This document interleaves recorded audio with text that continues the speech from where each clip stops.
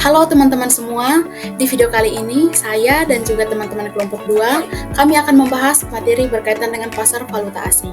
Sebelum itu kami mengucapkan terima kasih kepada Ibu Kika selaku dosen pembimbing mata kuliah Bank dan Lembaga Keuangan yang sudah memberikan kami tugas untuk mencari materi terkait dengan pasar valuta asing. Perkenalkan, saya Aliana Jelita dengan NIM 321211092. Di sini saya sebagai moderator dan juga pemateri. Seperti pepatah yang mengatakan, tak kenal maka tak sayang. Maka, saya mempersilakan teman-teman kelompok saya untuk memperkenalkan diri terlebih dahulu. Perkenalkan, nama saya Paskalia Indah Bengaola dengan NIM 321211075. Perkenalkan, nama saya Yohana Priskalia Nimur dengan NIM 32121065. Saya Maria Yasin Kabonga dengan NIM 321211086. Perkenalkan, nama saya Litwina Yelu Bataona dengan NIM 321211058. Baik, terima kasih kepada teman-teman kelompok saya yang sudah memperkenalkan dirinya masing-masing. Selanjutnya, di sini saya beserta dengan teman-teman kelompok saya akan membahas materi terkait dengan pasar valuta asing. Untuk itu, saya persilakan kepada teman-teman kelompok untuk membahas materinya masing-masing.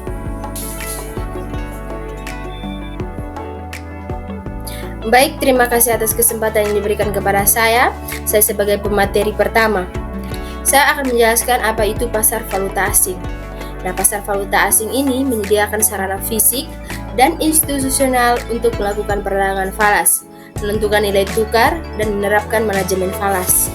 Setiap pihak yang terlibat dalam perdagangan internasional atau yang ingin bermain valuta asing perlu memahami segala sesuatu terkait dengan pasar valuta asing. Nah, pasar valuta asing ini merupakan pasar di mana dilakukan transaksi jual beli di dalam valuta asing, baik negara maupun dalam satu negara. Dengan semakin meluasnya bisnis global, maka berpengaruh pula kepada perdagangan uang dalam valuta asing, yang kini semakin banyak kuantitas maupun kualitasnya. Uang berpindah cukup dilakukan dengan elektronik berupa mesin ATM, HP dengan SMS banking, atau laptop, komputer dengan menggunakan internet banking. Pasar valuta asing ini hampir semua negara itu ada. Baik, di sini saya akan menjelaskan materi kedua, yaitu tentang fungsi dari pasar valuta asing. Perlu diketahui bersama bahwa fungsi pasar valuta asing itu ada 3. Yang pertama itu transfer daya beli, yang kedua penyediaan kredit, dan yang ketiga itu adalah minimisasi risiko valuta asing.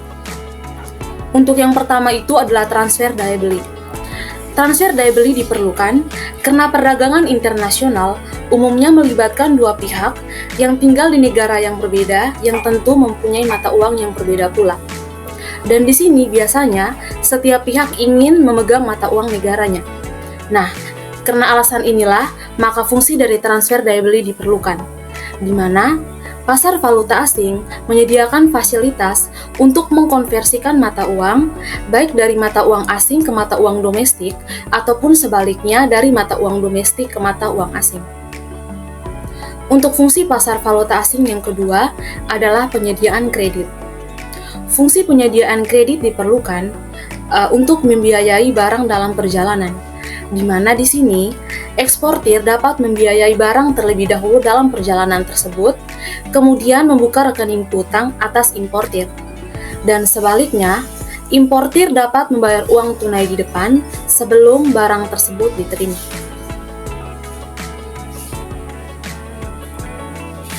Baik, untuk fungsi pasar valuta asing yang ketiga adalah minimisasi risiko valuta asing. Risiko valuta asing timbul karena fluktuasi nilai mata uang. Nah, untuk meminimalisir hal tersebut atau bahkan menghilangkannya sama sekali, perlu dilakukannya pengamanan atau hedging.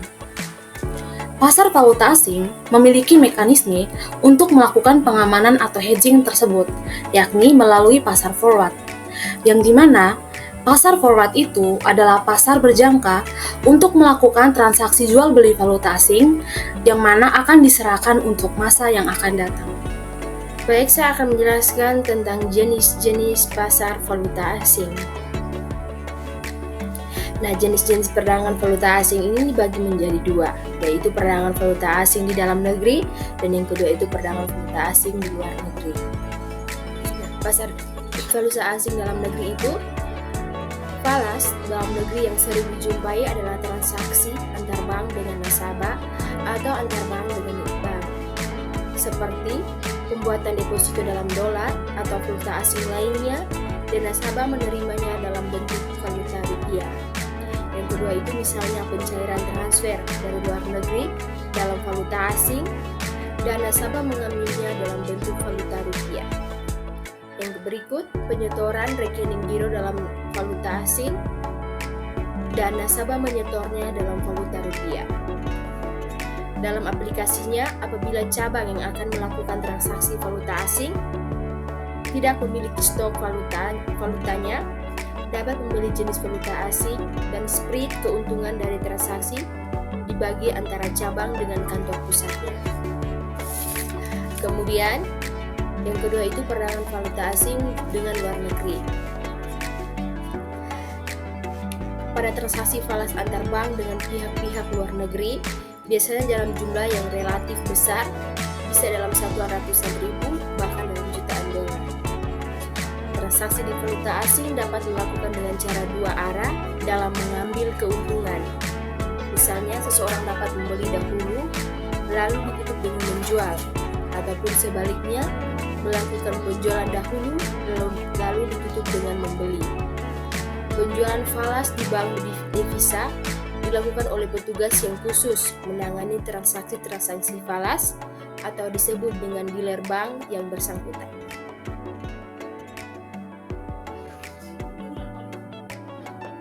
Yang berikut, transaksi dalam perdagangan valuta asing. Di sini ada 4 transaksi dalam perdagangan valuta asing, yaitu yang pertama, transaksi valuta asing. Transaksi valuta asing merupakan semua transaksi yang mempergunakan valuta asing, baik transaksi dari valuta asal ke valuta yang diinginkan, atau sebaliknya dari valuta asing ke valuta asal, sehingga timbul interaksi jual beli antara bank dengan nasabahnya atau antara bank dengan bank lain. Yang kedua, transaksi bank notes. Bank notes adalah salah satu instrumen pasar uang dan termasuk jenis pasar uang kartal atau pasar uang tunai dalam perdagangan valuta asing.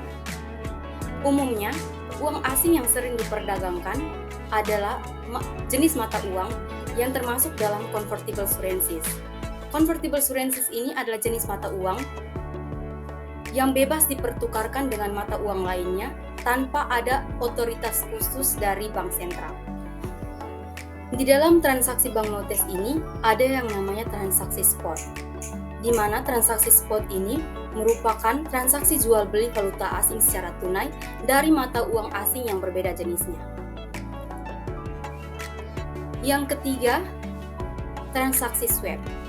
Swap sendiri merupakan istilah asing yang maknanya adalah tukar-menukar, yang mana merupakan instrumen derivatif di mana terdapat dua belah pihak yang saling mempertukarkan instrumen arus kas dengan instrumen arus kas lainnya.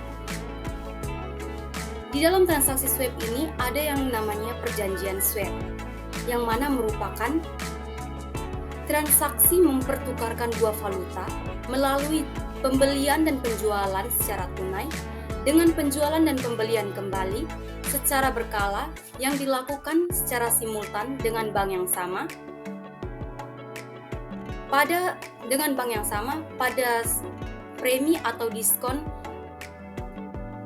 dan kurs yang dibuat dan ditetapkan pada tanggal transaksi tersebut dilakukan.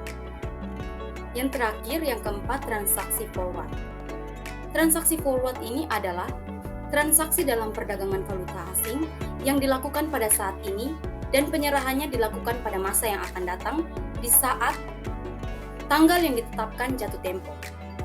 Transaksi forward ini terjadi ketika terdapat satu pihak yang setuju untuk membeli instrumen keuangan yang mendasari pada tanggal tertentu di masa depan pada suatu harga tertentu.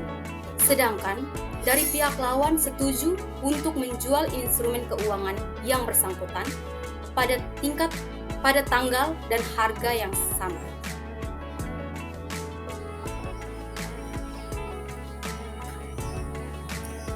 Baik, di sini saya akan menjelaskan terkait dengan para partisipan yang terdapat dalam pasar valuta asing. Nah, pasar valuta asing itu dibedakan menjadi dua golongan, yaitu pasar antar bank dan pasar antar klien. Nah, dalam masing-masing golongan tersebut terdapat 5 kategori partisipan, yaitu yang pertama, bank dan non-bank yang bertindak sebagai dealer. Bank dan sedikit lembaga non-bank yang bertindak sebagai dealer, mereka beroperasi baik di pasar antar bank maupun di pasar klien. Nah, mereka memperoleh keuntungannya dari selisih harga jual dan harga beli valuta asing. Dealer dari bank-bank berskala besar internasional umumnya juga berfungsi sebagai pembuat pasar atau market makers. Mereka umumnya menspesialisasikan diri pada mata uang tertentu dan menetapkan tingkat persediaan tertentu pada mata uang tersebut. Perdagangan valuta asing dilakukan antar bank di pusat-pusat perdagangan di seluruh dunia. Nah, yang kedua ada individu dan perusahaan yang melakukan transaksi perdagangan dan investasi. Nah, individu dan perusahaan, mereka memanfaatkan pasar valuta asing untuk memperlancar transaksi perdagangan dan investasi. Dan para partisipan yang termasuk dalam kategori ini itu adalah ada importir dan eksportir, investor yang memiliki portofolio internasional, perusahaan multinasional, dan para wisatawan asing. Lalu yang ketiga ada spekulan dan arbitrator. Berbeda dengan dealer, spekulan dan arbitrator bertindak atas kehendak sendiri dan tidak memiliki kewajiban untuk melayani klien atau menjamin kelangsungan pasar. Spekulan, dia memperoleh keuntungannya semata-mata dari perubahan tingkat harga umum, sedangkan arbitrator meraih keuntungan dengan memanfaatkan adanya perbedaan harga di berbagai pasar. Kegiatan dan spekulan dan arbitrator ini sebagian besar dilakukan oleh bank. Dan yang keempat ada bank sentral. Bank sentral ini memanfaatkan pasar valuta asing untuk mendapatkan atau membelanjakan cadangan valuta asingnya agar dapat mempengaruhi stabilitas nilai tukar mata uang domestik. Dengan demikian, motivasi bank sentral untuk bermain di pasar bukan hanya untuk meraih keuntungan, tapi untuk menjaga stabilitas nilai tukar mata uang domestik sehingga akan memberikan dampak positif bagi perekonomian nasional. Yang kelima ada pialang valuta asing. Nah, pialang valuta asing ini dia berfungsi sebagai perantara yang mempertemukan penawaran dan permintaan terhadap mata uang tertentu. Pialang valuta asing bertindak atas nama klien dan atas jasanya mereka memperoleh komisi sebagai kontra prestasi. Agar dapat menjalankan fungsinya dengan baik, perusahaan pialang mereka memiliki akses langsung dengan dealer dan bank di seluruh dunia. Nah, hal inilah yang diperlukan untuk memudahkan pialang dalam mempertemukan penawaran dan permintaan terhadap mata uang tertentu. Dan dealer dan bank-bank juga mereka lebih menyukai menggunakan jasa pialang karena mereka ingin transaksinya itu tidak diketahui oleh pihak lain. Dan juga hal ini mereka lakukan untuk mempertahankan posisi tawar mereka.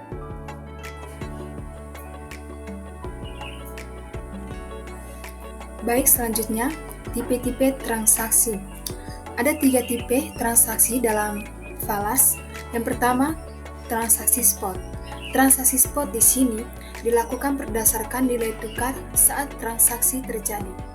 Transaksi spot antar bank dan klien di pasar eceran dapat terselesaikan saat itu juga. Sementara, transaksi spot antar bank umum adalah dilakukan 2 hari kerja setelah kesepakatan. Yang kedua, transaksi forward.